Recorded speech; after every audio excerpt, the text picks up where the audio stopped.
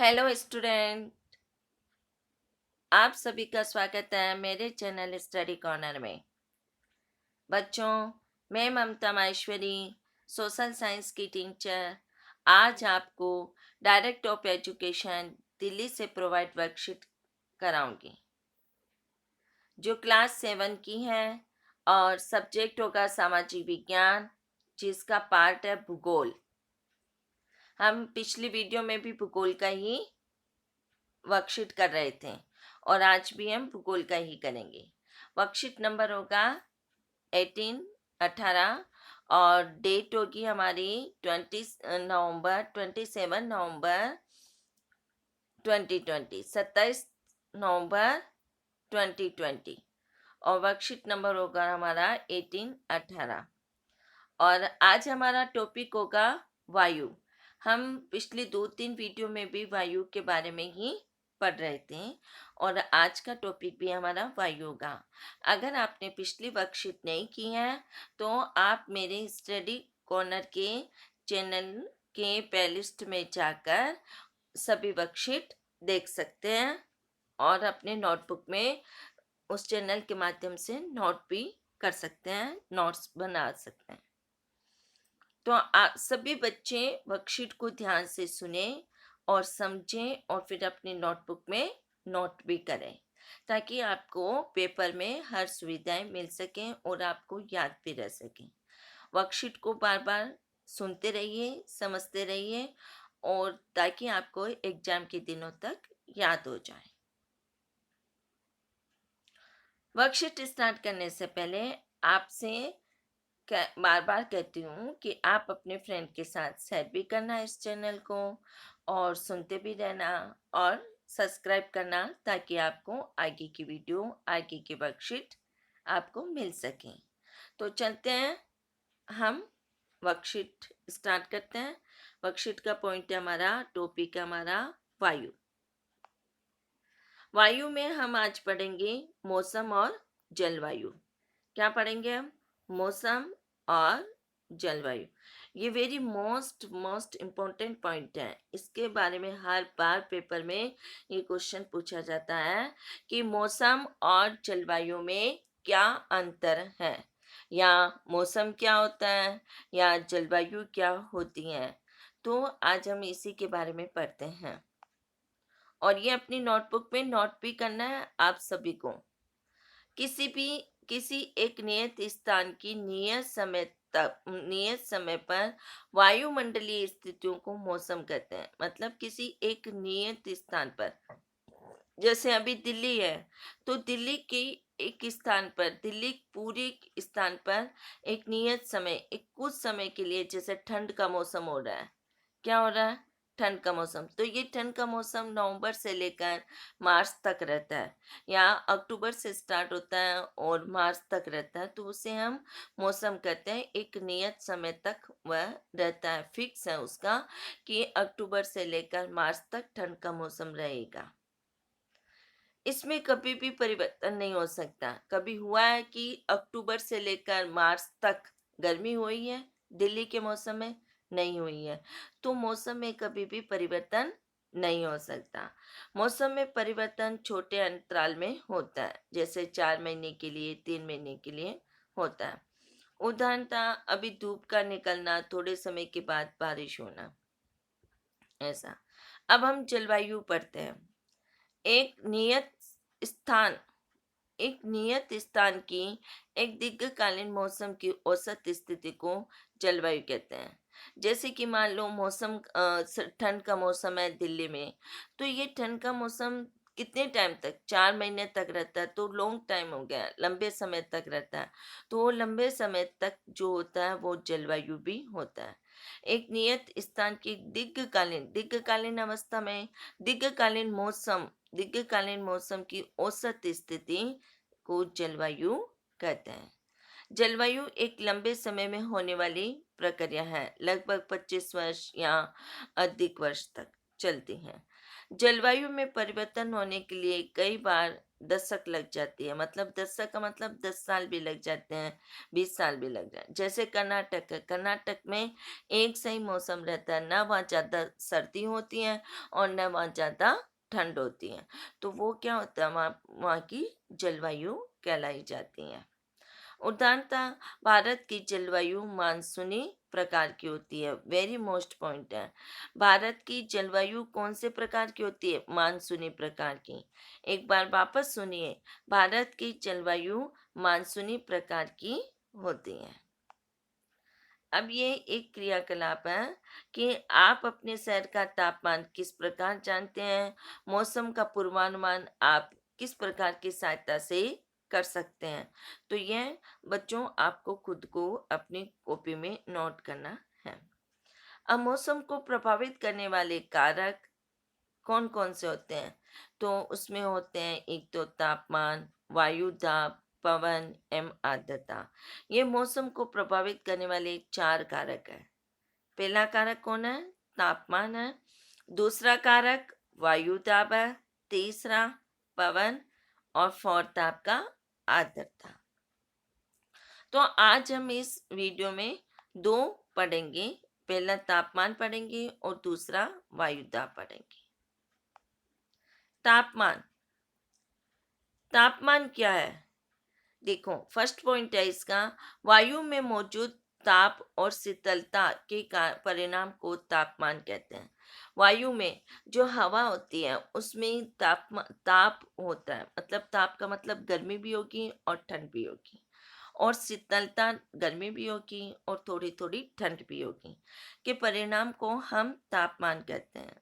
Second point होगा हमारा, वायुमंडल का तापमान केवल दिन और रात में ही नहीं बदलता, बल्कि ऋतुओं के अनुसार भी बदलता है। दिन और रात में भी तापमान नहीं बदलता, बल्कि जैसे देखो, ठंड के मौसम में भी अब तापमान कम हो जाता है और गर्मी के मौसम में तापमान ज़्यादा हो जाता है। ठंड के मौसम में दिल्ली में तापमान कभी 13 डिग्री तो कभी 4 डिग्री, जनवरी तक 4 डिग्री हो जाता है। लेकिन वहीं गर्मी के मौसम में तापमान जून में 48 48 डिग्री, 45 डिग्री तक पहुंच जाता है। तो ऋतुओं के कारण भी तापमान में परिवर्तन होता है। शीत ऋतु की अपेक्षा ग्रीष्म ऋतु ज्यादा गर्म होती है। ये तो आप सभी को पता है कि शीत ऋतु की अपेक्षा ग्रीष्म ऋतु ज्यादा गर्म होती है। सेकंड थर्ड पॉइंट है आतपन। तापमान का दूसरा नाम ही आतपन है। यह एक महत्वपूर्ण कारक है जो तापमान के वितरण को प्रभावित करता है, और सूर्य से आने वाली वह ऊर्जा जिसे पृथ्वी पर रोक लेती है, आतपन कहलाती है। सूर्य से आने वाली वह ऊर्जा जिसे पृथ्वी पर रोक लेती है, आतपन कहलाती है। अगर सूर्य से जो किरणें होती हैं वो हानिकारक होती हैं, तो उसे कौन रोक लेता है? आतपन रोक लेता है, और जिसे वह ऊर्जा पृथ्वी पर रोक लेती है उसे आतपन कहलाती है। अब 4 पॉइंट है आतपन सूर्य ताप। आतपन का भी दूसरा नाम सूर्य तप है, की मात्रा भूमध्य रेखा से ध्रुवों की ओर घटती है। ये वेरी मोस्ट पॉइंट है। किसकी मात्रा घटती है? आतपन की मात्रा भूमध्य रेखा से ध्रुवों की ओर घटती है। क्यों घटती है? इसलिए तापमान उसी प्रकार घटता जाता है।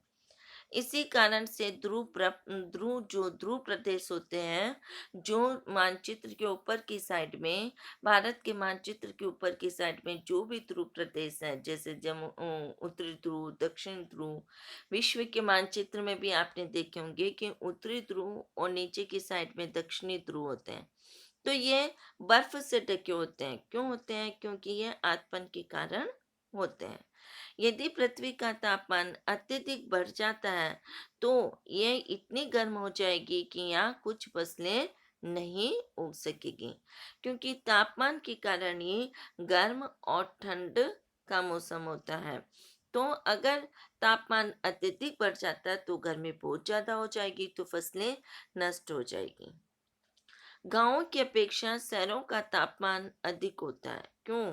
क्योंकि शहरों में जनसंख्या, फर्स्ट पॉइंट, शहरों में जनसंख्या अधिक होती है। वाहनों, फैक्ट्रियों व अन्य क्रियाकलापों में ईंधन की खपत अधिक होती है। इस कारण से हमारे शहरों का तापमान बहुत जल्दी बढ़ भी जाता है और बहुत जल्दी घट भी जाता है। लेकिन गाँवों में तापमान धीरे धीरे कम होता है और धीरे धीरे ही बढ़ता है। अब हम पढ़ते हैं वायु दाब। वायु दाब क्या होता है? तो इसका फर्स्ट पॉइंट है, वायु दाब पृथ्वी की सतह पर वायु के भार द्वारा लगाया गया वायु दाब कहलाता है। यानी कि पृथ्वी की सतह पर, पृथ्वी की सतह, सतह का मतलब पृथ्वी की जगह पर, तो वायु के भार के द्वारा, जैसे कभी कभी धूल आंधी और आ जाती है, तो वो एक भारपन पैदा हो जाता है हवा में, तो उसे वायु दाब कहते हैं। सेकंड पॉइंट है, समुद्र स्तर पर वायु दाब सर्वाधिक होता है।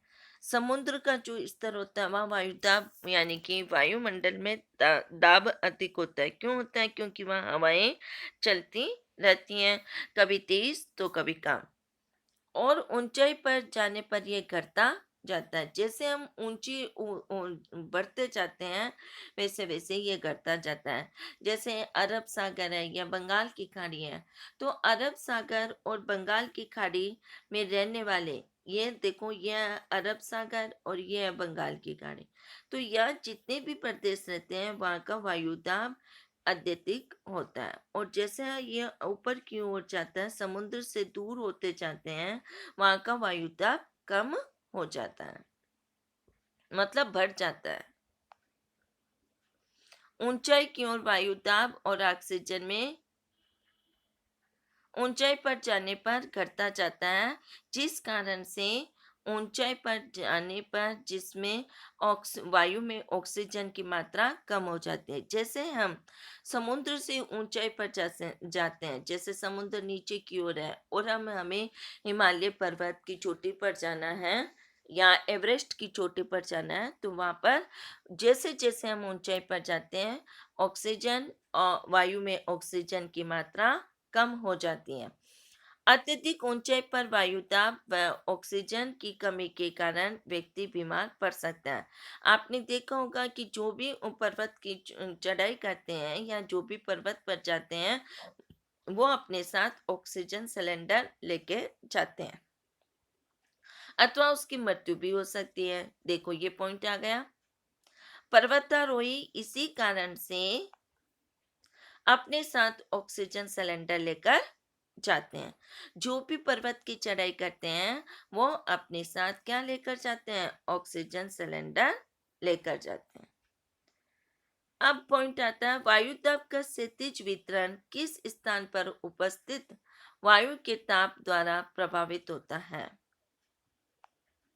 जो क्षैतिज वितरण है, जो मतलब चारों में, पृथ्वी के चारों ओर जो वायु दाब फैलता है, वह एक क्षैतिज वितरण पर फैलता है और उसे वायु के ताप द्वारा प्रभावित होता है। अधिक तापमान वाले क्षेत्रों में वायु गर्म होकर ऊपर की ओर उड़ती है। दे- अधिक तापमान वाले क्षेत्र में जो वायु है वो गर्म होकर इस तरह ऊपर की ओर उड़ती है। और निम्न दाब वाले, और यह निम्न दाब का क्षेत्र बनता है। निम्न दाब बादल युक्त आकाश एवं नम मौसम के साथ जुड़ा होता है। जहाँ पर कम, मतलब ठंड का मौसम होता है, वहां पर यह निम्न वायु दाब जुड़ा हुआ रहता है। कम तापमान वाले क्षेत्रों की वायु ठंडी होती है। जैसे अभी हमारे दिल्ली में मौसम या तापमान कम है, तो हमारे क्षेत्र में क्या है? अभी ठंड है। वायु का मौसम कैसा है? ठंडा है। जैसे हम बोलते हैं ना, हवा चल रही है पर वो ठंडी चल रही है। इसके फलस्वरूप ये भारी होती हैं और भारी वायु निमिज होकर उच्च दाब क्षेत्र बनाते हैं। निमिज का मतलब ऐसे गोल गोल गोल गोल बनाना, वायु का बनना होता है। और उच्च दाब के कारण स्पष्ट एवं स्वच्छ आकाश होता है। तो यह हमने वर्कशीट का इजी वे में सरल तरीके से एक्सप्लेन किया है। उम्मीद है सभी बच्चों को अच्छे से समझ में आएगा। अब हम इसके मोस्ट पॉइंट और पढ़ लेते हैं। जैसे कि तापमापी। तापमापी क्या होती है? ये देखो कि तापमान को मापने के लिए जो यंत्र होता है वो तापमापी यंत्र कहलाता है। इसका उपयोग तापमान मापने के लिए होता है और तापमान को मापने की मानक इकाई डिग्री सेल्सियस है। यानी ये मोस्ट पॉइंट है कि तापमान को मापने की डिग्री कौन सी होती है? डिग्री होती है सेल्सियस। और तापमान को मापने का यंत्र का नाम क्या है? तापमापी। आपसे एमसीक्यू क्वेश्चन में पूछा जाता है कि तापमान मापने का यंत्र का नाम बताइए, तो वो है तापमापी। और तापमापी में जो तापमान नापने का मानक इकाई होती है वो डिग्री सेल्सियस होती है। ये देखो पिक्चर बनी हुई है, ये डिग्री सेल्सियस की पिक्चर है ये वाली। अब हम पढ़ते हैं वायुदाब। वायुदाब को मापने के यंत्र को क्या कहते हैं? वायुदाब मापी। इसका उपयोग वायुदाब को मापने के लिए किया जाता है। ये देखो, ये जो यंत्र है वो वायुदाब मापी का है।